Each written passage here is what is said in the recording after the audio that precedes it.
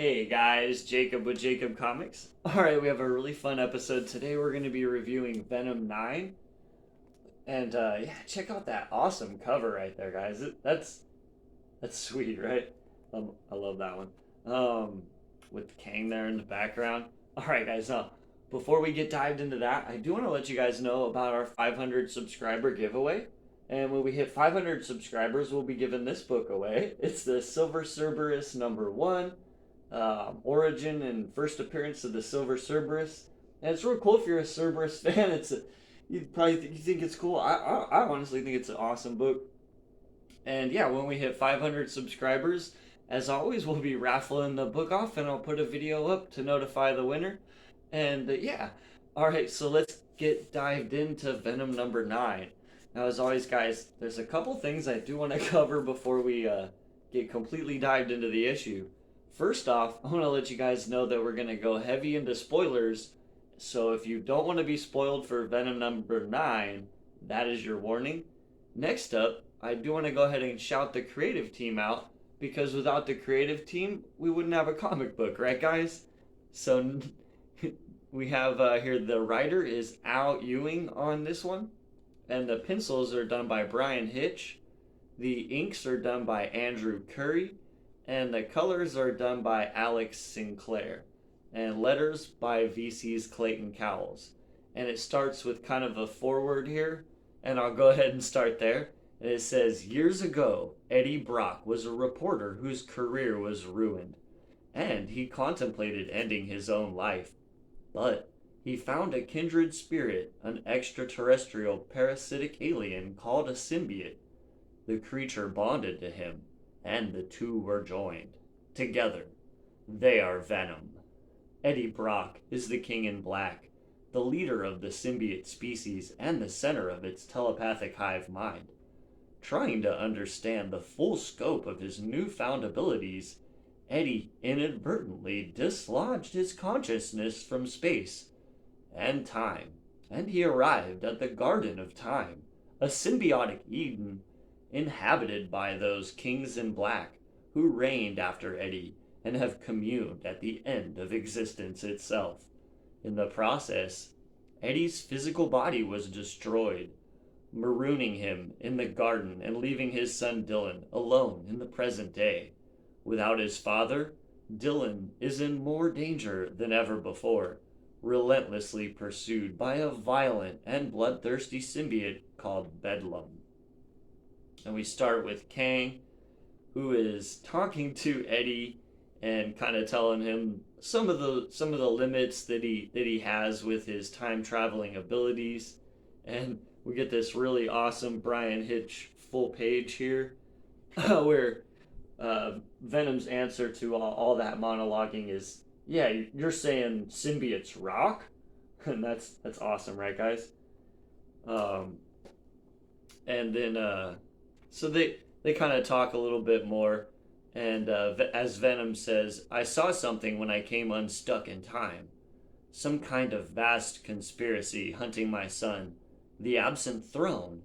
I couldn't keep it in my head, but when I got back, but I know that he's in danger.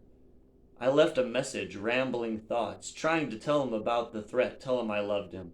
The only useful thing I said was to find Archer Lyle, an old contact from when I was a reporter. I don't know why I thought of her, Eddie says. And as Kang kind of replies to him, that's how time works. You can't change it. Basically, that time is going to be that way, and there's nothing you can do to change what's supposed to happen is going to happen, basically, right?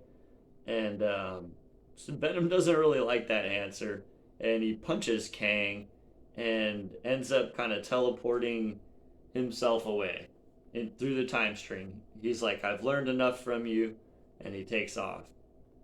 And the symbiote that he left behind is instantly taken over by Meridius, who is talking with Kang, and as you guys know, is definitely in league with Kang. And Kang's like, I did all I could. I set him on his path, And Meridius's reply to that is that it's enough, more than enough. The little rat has entered his maze, and he will find me at the end of it. And so then we get this another really awesome full page panel. No nudity here, but he's flying through the time stream here, Eddie, and he's kind of thinking, and he says maybe I was a little rough with Kang. It's not like his mental training isn't helpful. Maybe I'm not the expert time traveler he is, but I can at least visualize a time frame and get close enough, I hope. I keep getting visions of Dylan in pain, something striking him right at his heart, like an endless frozen moment. I keep seeing that look on his face, like every hope being crushed as he dies. I can't happen. I can't let it. Archer Lyle, she can find him. After I've gone, keep him safe. I can get back for good. I just need to reach her. As we see Eddie come in, he takes over some symbiote goo that was left in this guy's sink and uses that to send an email to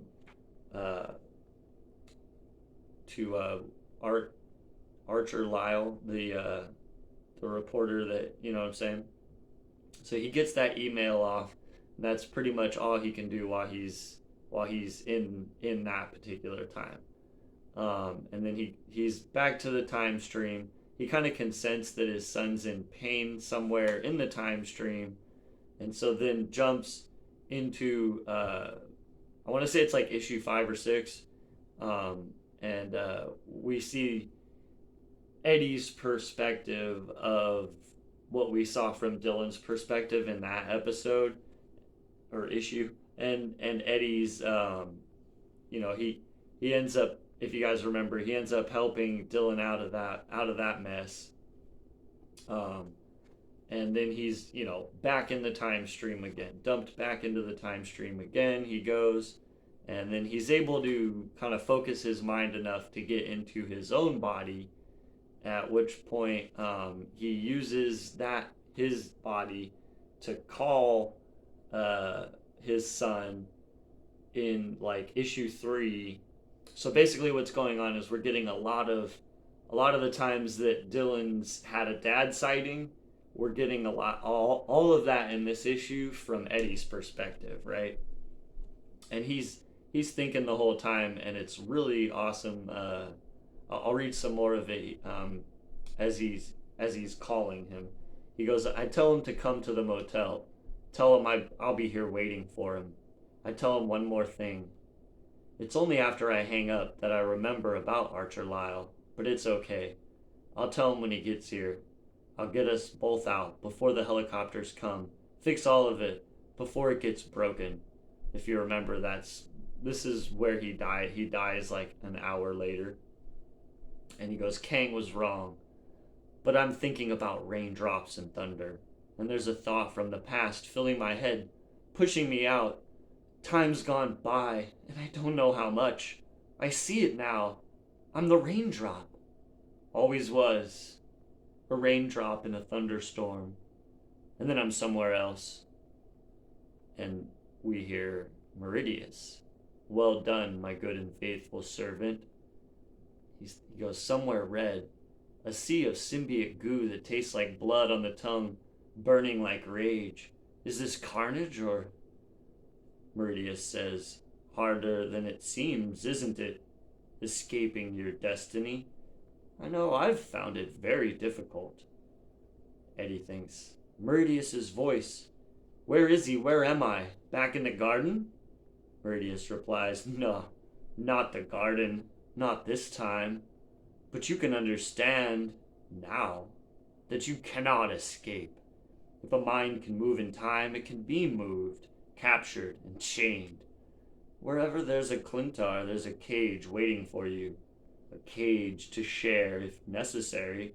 You've met Bedlam, the big one? He's bigger on the inside, isn't he? Eddie thinks, that light, like a window opening. I can see everything. Everything I was trying to turn away, to make unhappen. It's right in front of me and I can't stop it because I'm part of it. As Bedlam says, "Look upon my face, boy." And Eddie thinks, "I'm inside Bedlam." His skin's peeled back to show the secrets underneath. I'm seeing what he sees, feeling what he feels. His rage so horribly familiar. As Eddie screams, "No, no, no!" And he thinks, I'm looking into Dylan's agonized eyes. Bedlam says, "And no pain." Eddie thinks, I'm seeing the face reflected in them. And check this paneling out, guys. And check out this eye, too. The eye revealing whose face is on Bedlam.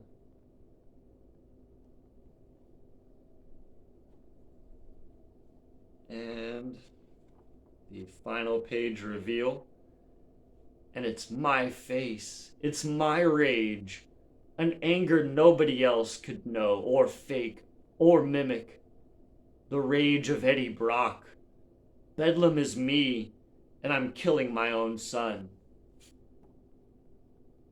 And that is the final page there. And, man, dang.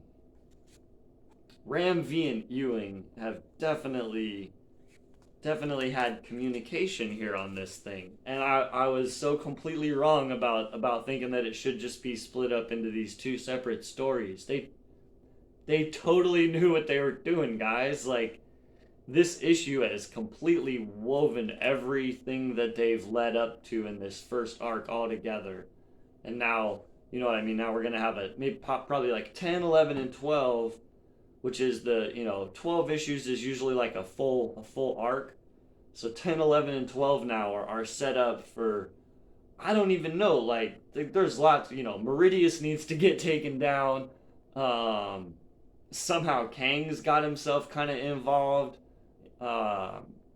Eddie Brock can't seem to hold himself in the time stream, but now he's stuck inside Bedlam, and he is Bedlam. And where is Venom? You know what I'm saying? That's, if you do see on the final page reveal there, you know how they always show like next issue, the front cover of the next issue, and it's been on. I'm sorry, I'm excited about it. It's really good. This run's been awesome. So on the front cover at 10, it's Venom fighting like an Eddie.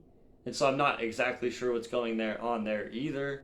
I'm gonna assume that Venom's got to show back up, right, guys, and try to do something to stop Bedlam from killing Dylan. So, yeah. Obviously, as you can see, I'm definitely enjoying this run. I give it a thumbs up. The art by Brian Hitch has been super fun the entire time. I'm loving the colors by Curry, and yeah, Ewing and Ram V actually kind of surprised me here, and they somehow wove this super interesting way of telling this story that has lots of flashbacks in it, right? If you read like 1 through 9, there's lots of flashbacks and stuff like that going on that sort of explain and contextualize the situation from everybody's point of view, and there's like time travel going on, and it's super fun right now, guys. I give Venom 9 a thumbs up. All right, guys, that's what I have today. Venom 9 gets a thumbs up. Yeah, if you guys if you guys do want to help support the channel, if you enjoy this kind of content, if watch this far into the video, yeah, guys, I'm selling a mystery box. It's $50 shipped. Would really appreciate your support. Cue the advertisement for that. All right, guys, we'll see you tomorrow.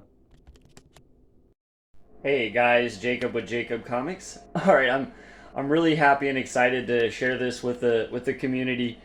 So what we have here, what are we looking at? It's my first ever mystery box. It's DC and Marvel only, #1s only. So it's all going to be all #1 issues, all DC, all Marvel. They're going to be a guaranteed value of $60 on every single mystery box. there are only 30 boxes total. And all I'm asking, guys, is $50 shipped. So $50 shipped, and I'll guaranteed you'll get $60 in value in number one Marvel and DC only. And yep, there's also going to be 5 grand prize winners, and the 5 grand prize winners or mini prize winners are going to get $100 in value mystery prize box. So they're going to be 5 boxes valued at $100, and then there's going to be a grand prize winner, guys. And the grand prize winner is going to win this Friendly Neighborhood Spider-Man #1 slab in a 9.8 of the Del Auto Virgin Edition Scorpion Comics limited print. And additionally, not only are you going to get the slab, but you're also going to get a $60 mystery box as well. So you'll get to open up a mystery box full of #1 issues just like everybody else, and you'll get this cool slab. So that's the grand prize winner gets the slab and a $60 value mystery box. And then there's going to be 5 mystery boxes, mini prize winners valued at $100. And then, yep, only 30 boxes total. So I'm asking for the community's help and support on this one. If you guys could help me out and help me to sell out of the 30 boxes, that'd be super amazing. And yep, these are some of the books that you'll see in the mystery box in the #1 only Jacob Comics first ever exclusive mystery box. All right, guys, and the best way to find out how to purchase them is to get a hold of me on Instagram at Jacob_comic. So it's the same as my YouTube, but without the S on the end. And again, I really appreciate the community's support and helping me spread the word about this mystery box. I thank you very much in advance. And yep, we'll see you guys tomorrow as always, and have a great day, okay?